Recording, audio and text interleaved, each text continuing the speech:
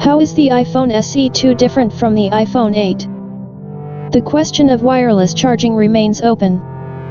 Since the iPhone 8 came with a Qi module for over-the-air charging, it would be logical to assume that Apple would leave it in place. But this component, although not the most expensive in design, will still have an impact on the price of the iPhone SE.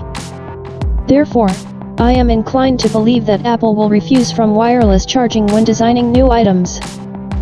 Still, Cupertino does not aim to give consumers all the best at the lowest price, but try to play the role of a low-cost airline, offering a compromise service at a lower price than that of competitors. However, many users will only be glad that Apple made these compromises in order to offer a truly affordable price for the iPhone SE2. The amount of RAM for iOS fans traditionally plays a far from paramount role. In the end, what's the difference?